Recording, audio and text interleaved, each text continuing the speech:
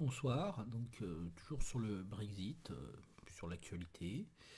Là, on va toujours discuter no deal euh, à partir d'un article qui est paru aujourd'hui toujours sur le Brexit et qui donne le point de vue des quelques dirigeants européens.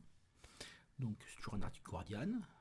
Et l'article, le titre en gros, c'est le Royaume-Uni en route pour un no deal au 31 octobre, conclusion des leaders européens. Et donc en fait l'article va parler essentiellement va rapporter des paroles du Premier ministre irlandais, donc qui s'appelle Léo Vardark, et qui nous dit qu'il y a maintenant une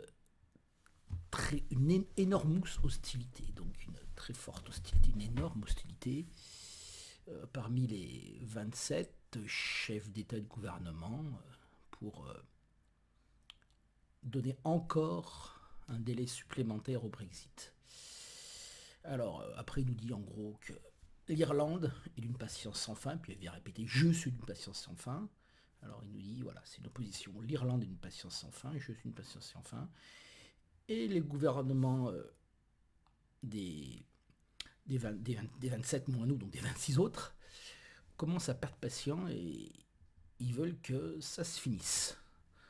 Donc, et lui, il nous dit après, donc il rapporte, il nous dit il y a une vue, une position très forte qui se crée au sein de l'Union européenne, c'est que la prochaine, la prochaine ou la future extension, elle devra vraiment s'appuyer sur, on va dire, un progrès, une proposition importante du Royaume-Uni. Et donc lui, il en cite trois. Alors, est-ce que c'est un progrès parce que je suis plutôt pro-européen. Alors, les trois choses qu'il cite, c'est nouveau référendum, c'est changement des lignes rouges, c'est-à-dire les lignes rouges, c'est-à-dire que le Royaume-Uni ne dise pas je sors de l'Union douanière et je sors de l'Union douanière, afin qu'il n'y ait plus besoin de mettre le backstop, donc le fait que tout le Royaume-Uni reste dans l'union douanière pendant une période indéterminée jusqu'à qu'on trouve une solution qui, qui permet d'avoir une frontière invisible entre le Royaume-Uni et l'Irlande. Et l'Irlande, entre le Royaume-Uni et l'Irlande. Donc on veut dire entre l'Irlande du Nord et puis la République d'Irlande. Et puis la dernière chose, c'est élection générale. C'est-à-dire que toujours la même chose, le no deal arrive, et le Parlement fait tomber, et il y a élection générale derrière. Donc,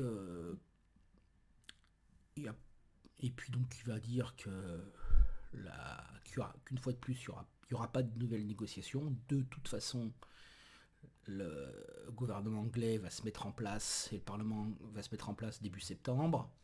Le retour parlementaire, c'est le début septembre. La commission va se mettre en place, la nouvelle commission va se mettre en place. On va dire pareil, début septembre. Les équipes de Barnier, c'est sans doute ce truc qui n'a pas bougé. Eux pourront bosser, mais bon, voilà, il n'y aura rien qui va se faire. Et puis, il va rajouter un peu qu'un qu'un accord de retrait sans backstop, ça n'existe pas. Il n'y en aura pas. Il ne peut pas y en avoir. Et il va même plus loin. Il va faire une petite menace. Il n'y aura pas de période de transition sans accord de retrait. Donc là, il a pris la température au sommet de Bruxelles. Il se permet de parler parce il est sur la brèche, lui, hein, c'est important. Mais que lui dise il n'y aura pas de période de transition sans accord, il n'y aura pas d'accord sans backstop. Ces deux choses, c'est Primo, donc il va d'abord redéfendre la position irlandaise en disant il faut absolument le backstop pour nous protéger. Et puis la seconde, c'est si vous sortez sans accord de retrait, pas de période de transition et on est prêt à prendre le choc qui va arriver. Donc ça c'est assez intéressant je trouve parce que il est prêt à se dire il va y avoir une frontière en dur, ça va être la catastrophe. Et ils sont prêts à prendre le choc. Avec, bon, après, il y a sans doute des accords avec l'Europe qui va aider derrière, hein, bien sûr. Et puis alors après, dans l'article, sur la fin de l'article, vous nous parlez de Rutte, qui est le premier ministre néerlandais. Alors bon, les Néerlandais jusqu'à présent, c'était les gens les plus proches, les plus anglophiles, les plus proches des Anglais, les plus aptes à donner du mou. Alors, il commence par un truc extraordinaire qui est, en anglais, je vais essayer de le faire en anglais. I hope that campaign is done in poetry and government is in prose. Donc, j'espère que cette campagne is done, je sais pas, s'appuie ou est faite pour la poésie et que le gouvernement va être de la prose. Donc ça, derrière, ça veut dire il y en a un qui est en train de chantonner, qui s'appelle Boris Johnson, qui dit on va quitter, on va quitter, on va quitter. Mais la réalité, c'est que si tu quittes, ben, ça va être l'accord. Si tu veux pas l'accord, c'est hard Brexit. Et si tu veux pas hard Brexit, ça va être violent. Voilà. Et nous, qui sommes les plus anglophiles, c'est-à-dire nous, les Pays-Bas, qui sommes les plus anglophiles, nous te disons tout de suite, il est hors de question qu'on renégocie l'accord. Il est hors de question. Et là, il va le dire, qu'est-ce que vous voulez mettre comme limite temporelle sur un backstop 4 ans, 5 ans, 6 ans. Et de toute façon, s'il n'y a pas d'autre solution, qu'est-ce qu'on fait? Elle va même dire, elle dit, je ne pense pas qu'il puisse y avoir une solution en place dans 4 ou 5 ans.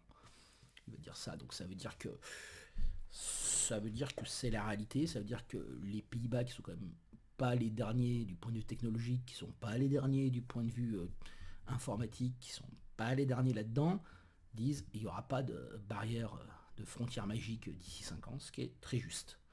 Donc voilà. Donc on va on va tout doucement vers la fin du Brexit ou pas, c'est la question. Là, l'Europe a l'air d'être prête pour aller vers le dur, puisqu'on et c'est pas un hasard que les personnes qui parlent soient la plus anglophile, donc le Premier ministre néerlandais, et puis la plus touchée, le Premier ministre de la République irlandais, qui tiennent à peu près le même discours, c'est-à-dire que c'est soit l'arrêté, soit le clash. Et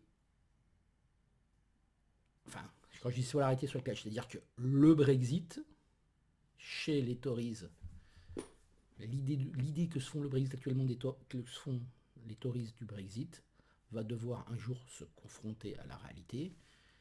Et c'est la réalité qui va gagner. Voilà. Alors après, c'est toujours la même troisième solution, c'est hard Brexit. Mais là, l'Europe dit on est prêt, donc les Anglais vont faire demi-tour, c'est obligé. Ils peuvent pas, c'est de la folie furieuse. C'est nouveau délai. Mais là, l'Europe a dit ce coup-ci, on veut que vous donniez une assurance qui est nouvelles élections, changement des lignes rouges, ou comment ça s'appelle, ou nouveau référendum. Et puis la dernière solution, c'est vous acceptez l'accord de retrait comme il est, et puis on continue à négocier la suite. Ben voilà, alors à bientôt, merci.